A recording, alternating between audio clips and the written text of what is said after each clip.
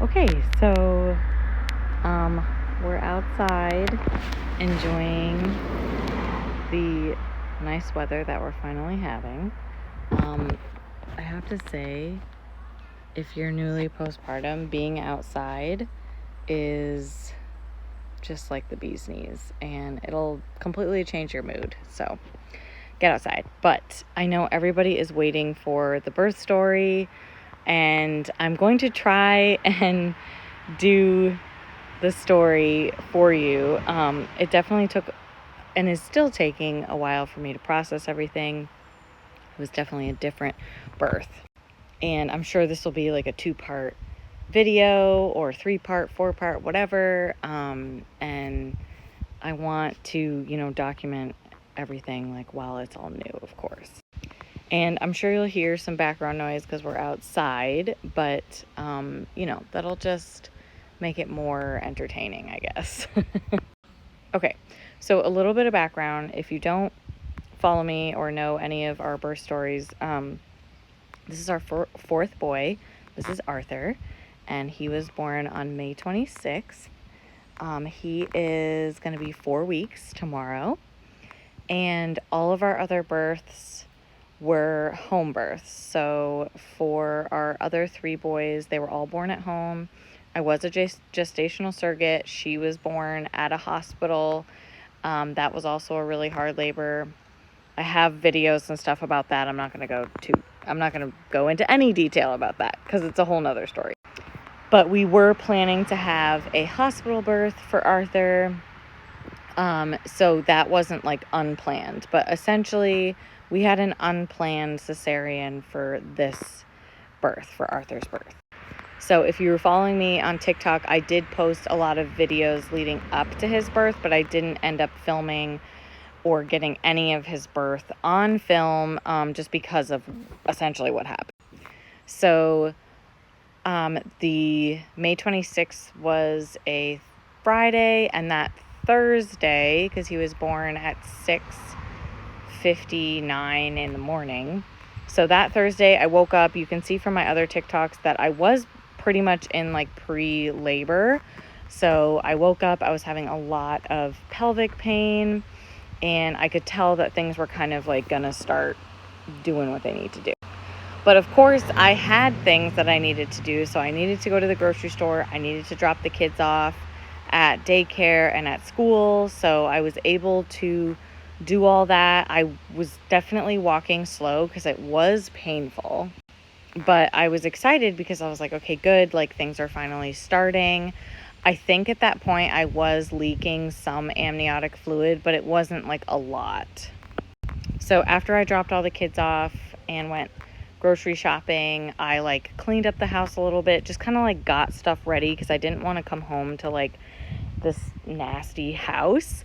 But it was hard because my pelvis just was really hurting. There was just like a lot of pressure, if that makes sense. And then my actual like pubic bone really hurt.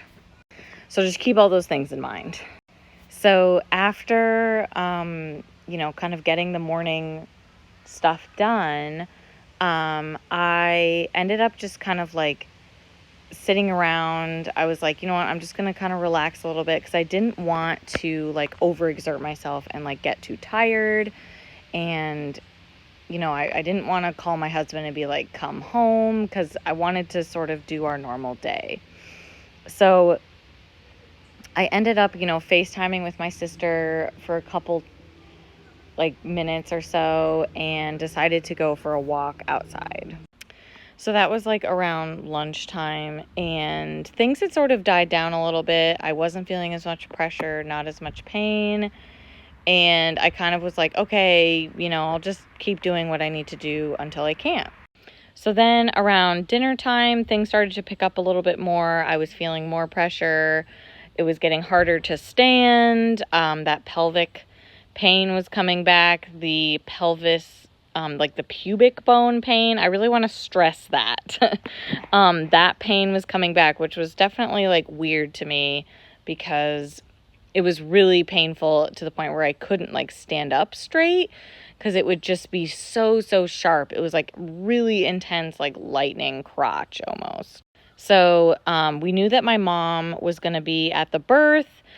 So we ended up calling her over, and I was like, why don't you just come over for dinner and then stay, and then we can all go to the hospital when it's kind of like ready. And so she had come over, and then it was Memorial Day weekend, so my kids actually didn't have school on Fridays. And on Fridays, my mother-in-law usually helps me and takes the kids to either her house or brings them to school, whatever they're kind of doing. So she was obviously planning to take the kids during the labor. So I was like, why don't you just take them now, because they don't have any school tomorrow and we're more than likely going to go into labor. So why don't you just take them, and have them for the weekend. So she ended up coming over, taking the kids. So it was just me, my husband, and my mother. And, we had a great dinner, and then we were like, let's just sit around and like watch TV, and just kind of see how things progress. So things like kind of weren't progressing unless I was walking around. So I was walking around in my house, like trying to get stuff going more. We were watching like some true crime thing, and, just sort of waiting. So finally around like 9:30, I was starting to get tired, which anyone would, because I've sort of had been laboring all day, but not like a really intense labor. But it was like enough where, I was in some decent amount of pain, but, it wasn't enough for me to go to the hospital. And like, mind you, this was my 5th birth. So like, I really knew like when I needed to go and like when things were happening. So I was tired at that point, because I'd sort of been like, okay, like, why aren't things happening? Like, what the heck? And my mom was kind of like, why don't you guys just go to bed, and I'm going to go home. If things happen tonight, just call me, and at first I was sort of like, no, like, I don't want people to be waiting around, but we decided to just go to bed. So I didn't think I would even be able to sleep, but we ended up going to sleep, and I felt like I was like waking up every 5 seconds, but I guess we did sleep. And then around 11:30, I woke up and was feeling contractions, and they were much closer together. There was much more of a pattern, and they were hurting. So I was kind of at the point where I was like, all right, I'm sort of sick of this. Let's go to the hospital and, get checked and kind of like figure out what's going on. Anyways, segue. So then I woke up my husband, and I was like, we're going to go. Like, let's just go.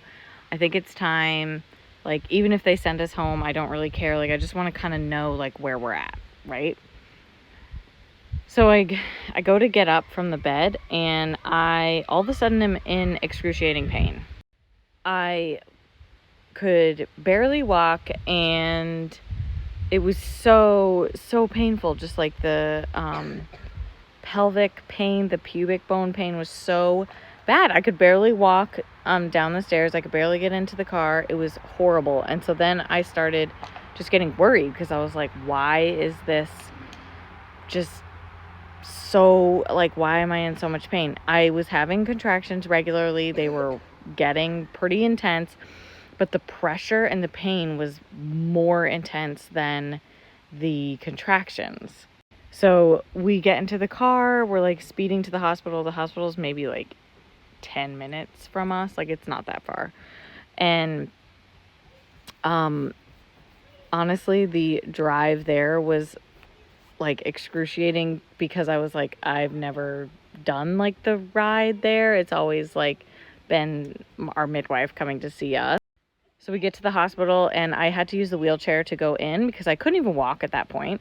And the midwife, or the nurse, like triages us, and she's like, do you know how far along you are, or like, what's going on? Which I obviously didn't. So she's like, okay, I'm going to check you. So she checks me, and she's like, oh my God, I can't feel your cervix, because your bag of water is bulging so much that I can't feel anything. I don't know how dilated you are, and I don't want to touch anything. So we're going to wait for the doctor. come back for part 2.